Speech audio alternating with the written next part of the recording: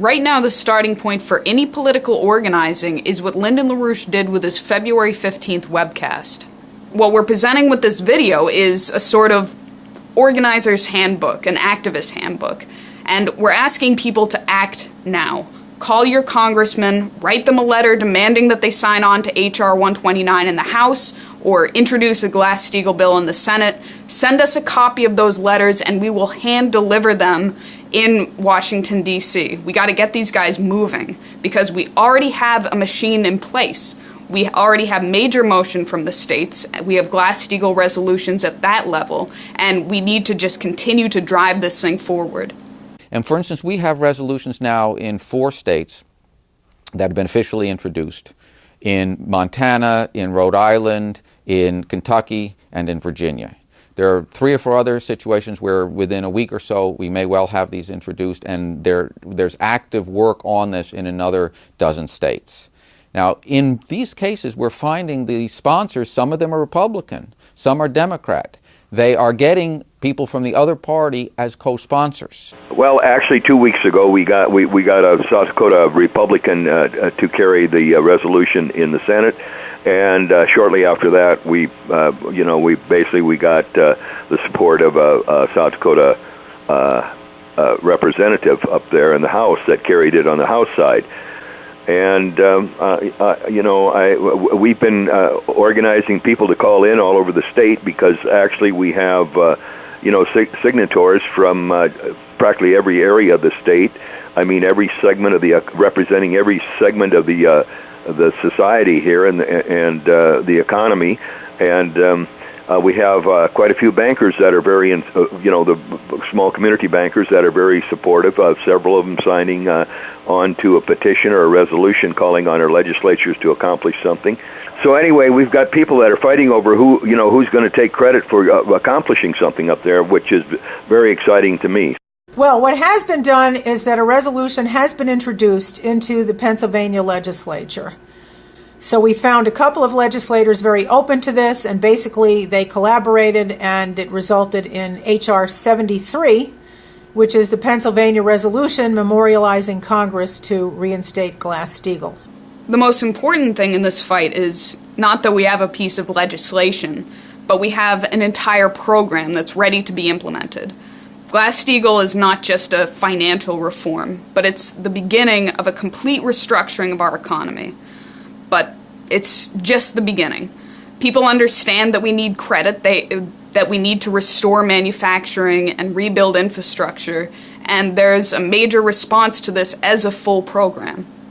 Over the last year, I would say, 32 municipalities in the state so far pass resolutions in support of not just Glass-Steagall, but the full LaRouche PAC economic recovery program, which involves, number 1, reinstating Glass-Steagall, number 2, restoring the American credit system, and number 3, building NWAPA, the North American Water and Power Alliance, which of course is a great project, the Tennessee Valley Authority of the 21st century, which would put millions of Americans back to work in productive jobs and really create a beautiful future.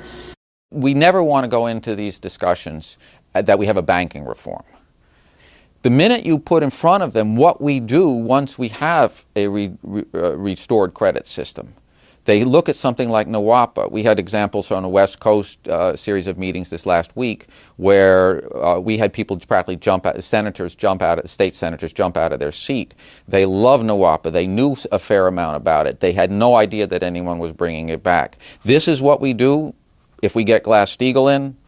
When they make these kinds of connections, then it changes their whole sense of what's involved. Without Glass-Steagall on the books, we would have never had, the TVA. We would have never had, well, actually, I don't think we would have won World War II. We'd probably be saluting Adolf Hitler today, which we are almost with what we got in Washington. But anyway, even going to the moon would have been impossible without the initiation of Glass-Steagall back then. And I might add Peter Norbeck, the senator from South Dakota, who was probably initiator of the investigations in 1932, before Roosevelt was even elected. He initiated the investigation into what he called the banksters on Wall Street. Norbeck deserves the credit for Glass-Steagall being put on the books, and Norbeck made the statement. It wasn't who got the credit. It was that the job got done. One of the township supervisors with whom I spoke last year, I called him up last week, told him about the resolution. The first thing he asked me is, hey, what happened with that water project? He wanted to know what happened with the North American Water and Power Alliance. And I explained to him, we're not going to get that until we get Glass-Steagall. That without Glass-Steagall, we can't do anything, because the bailouts and the hyperinflation is tying everything up and will destroy the whole economy. And the only way to stop it is with Glass-Steagall. And so he understood that, and he was ready to go. What do you need me to do to get this done? I mean, the key really is to get people to think, and sometimes that's very difficult because a lot of people don't like to think. Also, a sense of mission. For me, it's, like I said to you the other night, when I first heard Nawapa described, that's the Genesis mission, and if people don't have a vision of the future, it's impossible to call it into being. So, like I said before, you have to be the Renaissance. You have to put yourself through a Renaissance before you're able to bring a Renaissance to other people. I always carry literature with me with the Nawapa Project on, and with the maglev train, the railroad system that ties Alaska and Russia together with the Bering Sea Tunnel.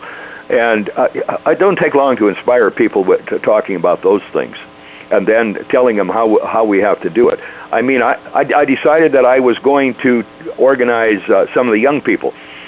So I have a 18-year-old that I have been doing some talking with. So I spent about a half an hour organizing him to call into and organizing his friends in his school there to call in to our state legislators and tell them that they wanted a future.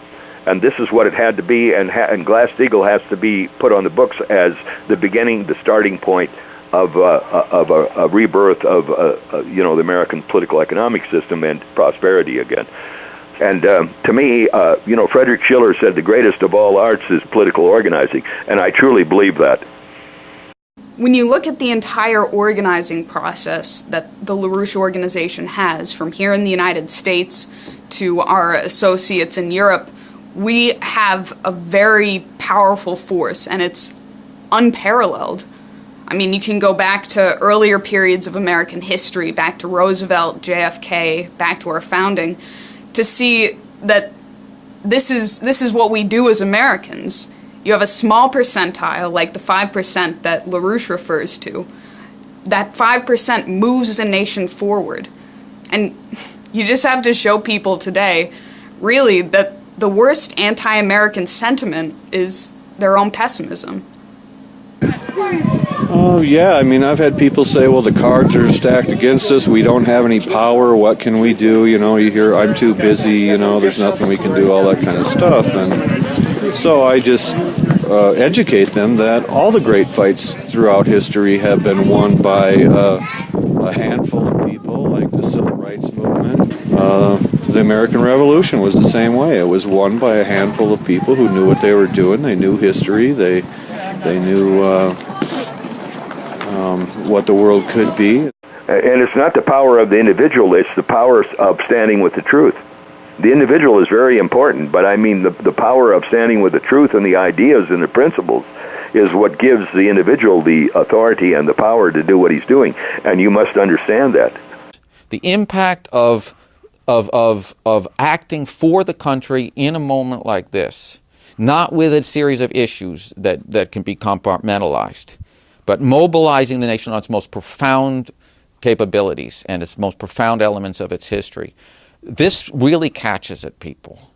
And so getting them this literature, just bringing it to their attention, following up on it, recognize that this is a quality of citizens' movement that created the country, that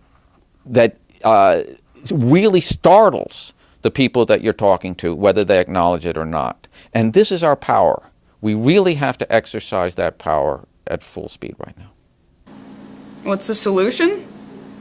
I mean, in a word, join LaRouche PAC. Join LaRouche. We're doing it. The fact that we're fighting in the way that we are, the fact that we have created miracles, both in Washington, D.C., in Harrisburg, in some other states, and so on, telling people what we're doing and what we're accomplishing, it shows people that there's leadership, that somebody's fighting, that it's not partisan, that it's a fight to save the country, that we're making progress. People want to be part of that. We keep going down this road. We'll be the most powerful political machine on earth. We simply have to increase the density of this thing. And I think it's almost like a parallel to the way you can talk about energy flux density in physical processes. We have to increase the political flux density that we're looking at right now. And it's all these levels, and being aware of how to take a breakthrough in one, introducing a resolution at any level will bring it to Congress. Getting a letter from anybody will bring it to Congress. So everybody should be just aware there isn't simply a one-on-one quality to this thing. We're dealing with a supercharged situation where we can't predict when it's going to break through, but we know that we have to increase the density of this interaction for these breakthroughs to occur. And the background on your question is just obvious. We don't know how much time, except we know it's very little. So people should just feel, jump in with abandon. Everybody out here that wants to take responsibility for mankind, or wants to take responsibility to give their own offspring a future, must use the literature that's coming from and the videos that are coming from the LaRouche PAC organization. And that's what I call organizing. I mean, you can't keep your mouth shut, and you can't, words are important also, but words without action are nothing. So we need people on the move now, and the bandwagon is rolling as far as I'm concerned. And Lyndon LaRouche has started this thing 50 years ago, and she's picking up speed now. So let's keep loading that train because it's going to victory.